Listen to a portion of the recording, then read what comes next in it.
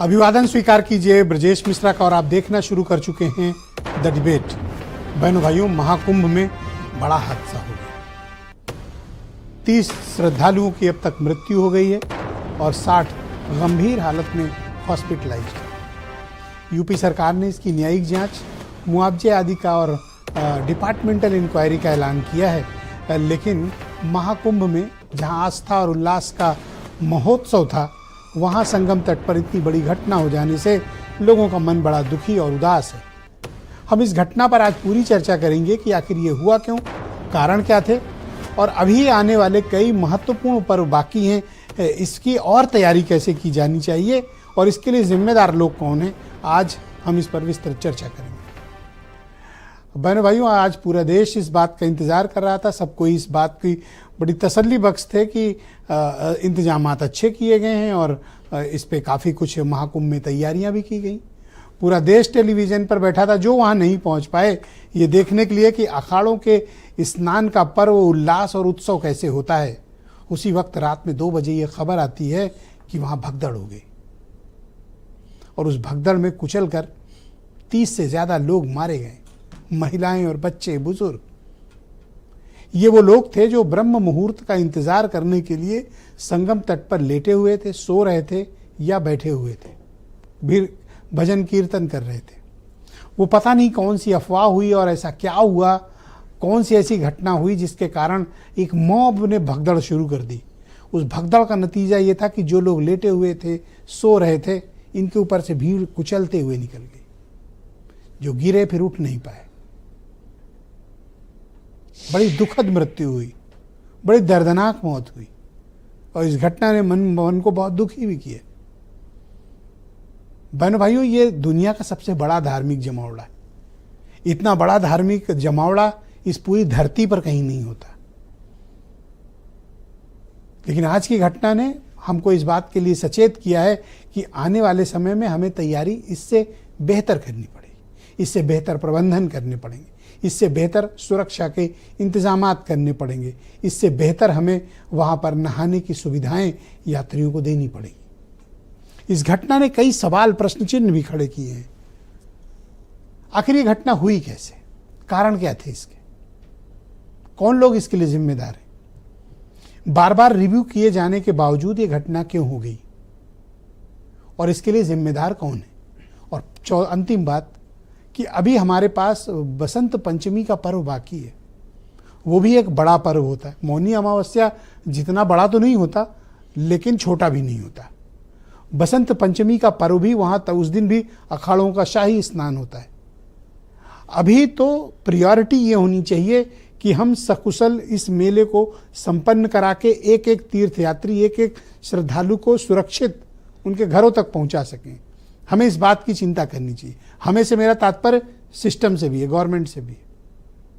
लेकिन इस घटना के लिए जो लोग जिम्मेदार हैं उनको बख्शा भी नहीं जाना चाहिए, उन पर कार्रवाई होनी चाहिए, क्योंकि इस घटना ने हमारी साख पर भी सवाल खड़े किए। आज जब प्राइम मिनिस्टर ने एक नहीं 4-4 बार टेलीफोन किया, तभी यह अंदाजा लग गया था कि यह घटना काफी बड़ी है। लेकिन मीडिया ने भी एक जिम्मेदारी का परिचय दिया और इस घटना पर प्रशासनिक पक्ष का इंतजार किया। अभी जब एडमिनिस्ट्रेशन ने प्रेस कॉन्फ्रेंस की, मेलाधिकारी और वहां के डीआईजी ने, तब उन्होंने एक्सेप्ट किया कि 39 कैजुअलिटीज, 30 मौतें हो चुकी हैं और 60 विभिन्न अस्पतालों में भर्ती हैं। ये डेटा प्रशासनिक है। बाकी काफी लोग चोट वोट खाए, वो प्राइवेट हॉस्पिटल में अपना इलाज करा के बेचारे अपने घरों को चले गए। ये कौन लोग हैं बहनों भाइयों? ये कोई बड़े आदमी नहीं है, ये कोई पैसे वाले लोग नहीं थे। ये गांव के गरीब लोग जो आस्था के लिए, जो गंगा मैया में डुबकी लगाने के लिए, जिनका सनातन ही सत्य है, जिनकी जिंदगी का सार है, ये वो लोग हैं। गांव गरीब के लोग हैं, मजदूर हैं, किसान हैं, आम आदमी का ये मेला है। और इसमें कोई किसी को इनवाइट नहीं करता, स्वयं श्रद्धा भाव से आते हैं। मैं हमेशा कहता है, मैं उसी धरती का हूं, इसलिए मैं उसको बेहतर जानता हूं। महाकुंभ का जो उत्सव है, ये अखाड़ों का, कल्पवासियों का और आम आदमी का है। वीआईपी तो इसमें अपनी फोटो खिंचवाने या उसका क्रेडिट लेने कितना भी जाएं, लेकिन इस दुनिया पे आम आदमी का एक ही धार्मिक उत्सव है, हिंदुओं का, वो है कुंभ, और वो भी मौनी अमावस्या पर स्नान। इसके लिए जो जिस प्रकार का उल्लास का भाव रहता है गांव ग्रामीण के क्षेत्र में, बहनों भाइयों, शहर में बैठकर आप उसे समझ भी नहीं सकते, जान भी नहीं सकते। एक गठरी रखी, थोड़ा सा कुछ खाना रखा, चना चबेना रखा, 2-4-500 हज़ार जो भी पॉकेट में, पूरे घर से साल भर ही कभी इकट्ठा किया जाता है और फिर जाते हैं वो कुंभ। उन्हें न लग्जरी टेंट चाहिए, न उन्हें रैन बसेरा चाहिए, न आपकी कोई सुविधा चाहिए, उन्हें सरकार से कुछ नहीं चाहिए।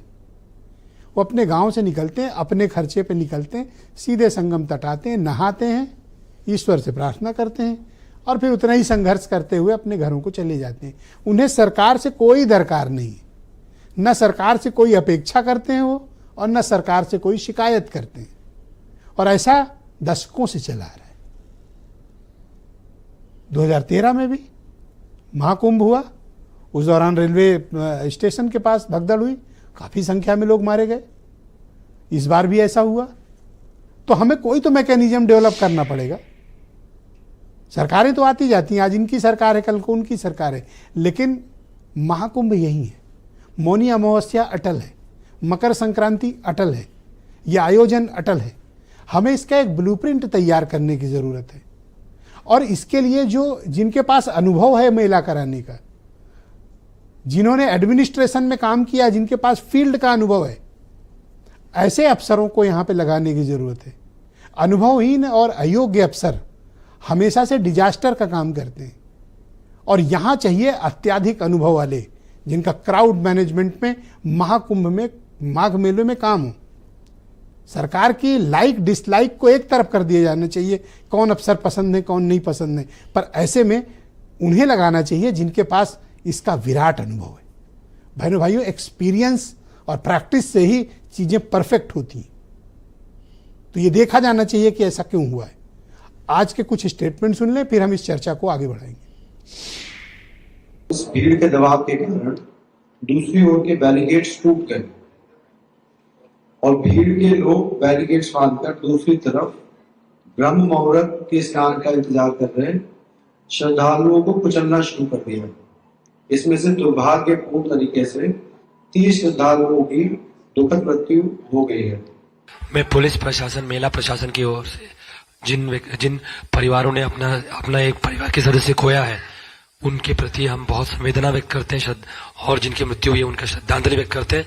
अभी हमारी प्रायोरिटी है कि जो भीड़ अभी भी स्नान कर रही है उसको तत्काल अपने गंतव्य तक सुरक्षित भेजें। परिजनों के प्रति